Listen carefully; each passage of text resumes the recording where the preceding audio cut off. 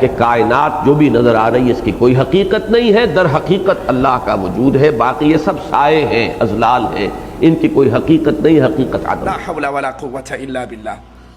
ان کے عقائد نہایت ہی خطرناک ہیں۔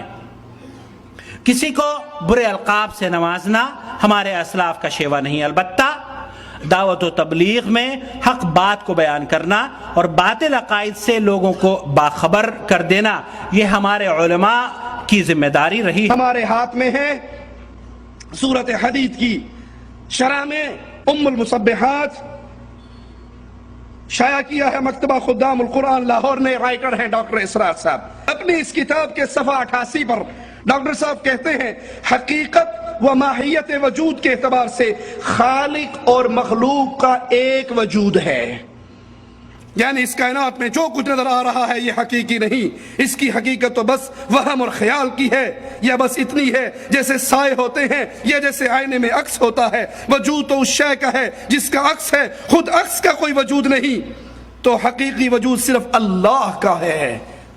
فرماتے ہیں یہ ابن عربی کا نظریہ ہے، صفحہ 91 پر کہتے ہیں شیخ ابن عربی کے بارے میں، یہ آپ کا شیخ ہوگا، ہمارا شیخ نہیں ہے۔ جس ظالم کا یہ عقیدہ کہ خالق اور مخلوق کو جو ایک جانے وہ مومن، وہ مواحد، اور جو خالق اور مخلوق میں فرق کر کے کہے خالق اور ذات ہے مخلوق اور چیز ہے، وہ کافر ہوتا ہے آپ کے مذہب میں۔ یہ آپ کا شیخ ہے، ہمارا نہیں۔ کا شیخ ابن عربی کے بارے میں میں عرض کر چکا ہوں کہ جہاں تک حقیقت و ماہیت وجود کے بارے میں ان کی رائے کا تعلق ہے میں اس سے متفق ہوں اور میرا بھی یہی مسلک سے بہت جلد یہ تحریک صرف چند شعائر کے اوپر اپنے آپ کو محدود کر کے اور انتہائی تنگ نظر فرقے کی صورت اختیار کر دی۔ اس وقت بدترین فرقہ پرستی جو ہے وہ اس حلقے میں، ساری بحث رفع یدین سے، آمین بالجہر سے، اللہ اللہ خیر صلی اللہ، اور دو چار ایسے ہی مسائل ہیں، باقی اور چیزوں کے ساتھ کوئی بحث نہیں، کوئی دلچسپی نہیں۔ یہ چند مسائل جو ہیں مسلک کے مسائل ہیں، اب سارا زور جو ہے انہی کے اوپر صرف ہوتا ہے لے دے کر۔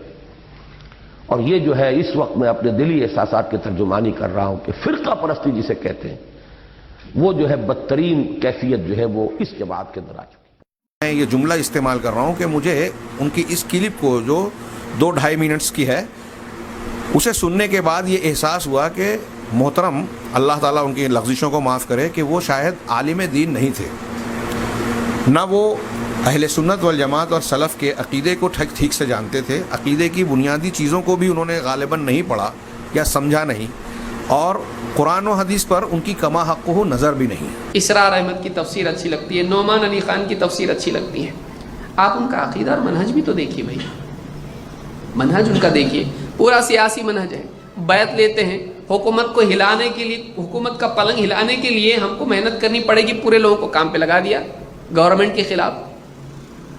گورنمنٹ اچھی بری ہے وہ ایک الگ بات ہے، لیکن نوجوان ہمارا پورا اس میں لگ جاتا ہے، حکومتوں کے خلاف پوری زندگی اپنی لگا دیتا ہے، اور گھر میں سدھار اس کے نہیں ہوتا ہے، پورے عالم کو بدلنے کا اس کا فکر ہے، لیکن اپنی ذات کو اور اپنے گھر اور اپنی بستی کو بدلنے کی فکر اس میں نہیں ہے۔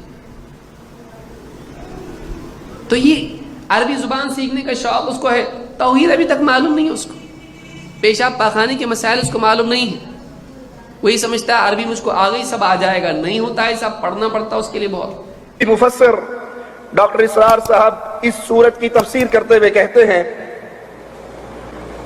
کہ اگر مجھے موقع ملا تو میں رسول اللہ صلی اللہ علیہ وسلم سے شکوہ کروں گا، شکایت کروں گا۔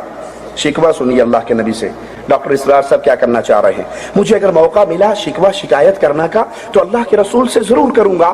کیا کہ آپ محبت الہیہ میں مغلوب ہو گئے تھے اور آپ نے وقت سے پہلے کہہ دیا تھا اللہم بالرفیق الاعلی، اپنے پاس مجھے بلا لے، آپ پر محبت الہیہ کا غلبہ تھا، وگرنہ ابھی آپ کی ضرورت باقی تھی، ابھی دنیا میں آپ کی ضرورت باقی تھی، آپ جو انقلاب لے کر آئے تھے اس کے استحکام کی ضرورت باقی تھی، جو لوگ مسلمان نئے نئے ہوئے تھے ان کی تربیت کی ابھی چیز باقی تھی، آپ نے اللہ کی محبت میں آ کے اس جہاں کو جلدی چھوڑا، اس کا نتیجہ کیا نکلا؟ قرآن حکیم کی یہی آیت پڑھتے ہیں کہ جس میں ذکر ہے کہ मुसलमान जोक दर जोक ईमान में दाखिल हुए। कहा फिर उसका नतीजा ये निकला कि जिस तरह यदखुलून फी दीनिल्लाहि अफवाजा हुआ था, इसी तरह यखरुजून मिन दीनिल्लाहि अफवाजा हुआ और हजारों लोग मुर्तद हो।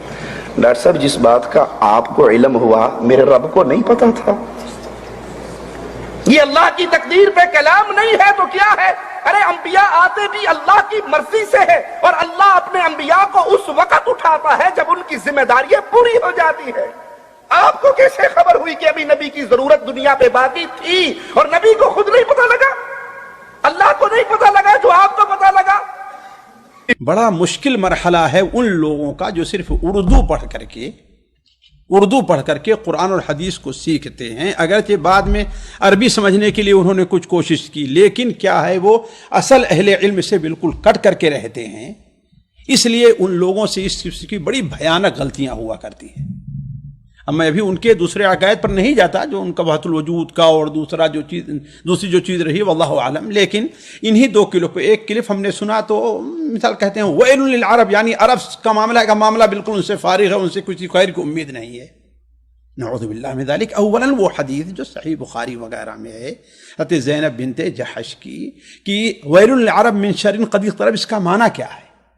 गोया आप सल्लल्लाहु अलैहि वसल्लम अरब को उस शर से डरा रहे हैं जो याजूज और माजूज की तरफ से उठेगा, ना कि आम चीजें। यानी इस हदीस को आप इस माने में लीजिए, वैलुल लिल अरब मिन शर्रिन क़द इक़्तरब फुतिहल यौम मिन रद्म याजूज व माजूज मिस्ल हाज़ी। इसका माना क्या है? नऊज़ु बिल्लाहि मिन ज़ालिक, अरब में कोई खैर नहीं है। कहां है हजरत उन हदीसों से जिसमें सही बुखारी में हजरत अबू हुरैरा की रवायत है कि ईमान करीब है कि सिमट करके मदीना मुनव्वरा में रह जाए। जिस तरीके से सांप अपनी दूर जाता है लेकिन आखिर में कहा अपनी सुराख के अंदर, तो अहले मदीना अरब नहीं। हजरत अब्दुल्लाह इब्न उमर की हदीस शायद सही मुस्लिम के अंदर है कि इन्नल ईमान या इन्नद दीन ला यरिज़ु बैनल मस्जिदैन, दोनों मस्जिद यानी हरमैन के दरमियान रह जाएगा। अल्लाह के बंदे, इस दुनिया का सबसे बड़ा मुजद्दिद जो आएगा वो कहां होगा? पाकिस्तानी होगा, उनकी तंजीम इस्लामी से ताल्लुक रखता होगा, नऊज़ु बिल्लाहि मिन ज़ालिक। वो भी तो मदीना मुनव्वरा यानी अरबी का होगा ना। मुगालते में न रहिए, मेरे और आपके दिलों में ईमान नहीं है। ताबीर की गलती, क्योंकि अगर आप मुताला करेंगे तो ये मालूम होगा कि ईमान और अकीदा तकरीबन मुतरादिफ है। हमारे बहुत सारे उलमाए सलफ़ व खलफ़ ये बयान करते हैं कि अल ईमान वल अक़ीदतु शैउन वाहिद, किलाहुमा वाहिद, इस तरह की ताबीर के ईमान और अक़ीदा दोनों एक ही चीज़ है। लिहाजा ऐसे लोगों से बचें जिनका मनहज सही नहीं है। आपको चाहे कितना अच्छा लगे, आपको चाहे आप बगैर तफसीर पढ़े मर गए, कोई फ़र्क नहीं पड़ेगा आपको। उस तफसीर से अगर गलत डेटा बैठ गया दिमाग में और आप उसके पीछे चले गए, मनहज आपका बिगड़ गया, अच्छी बात नहीं, आपके लिए नुकसान और खसारे की चीज़ है।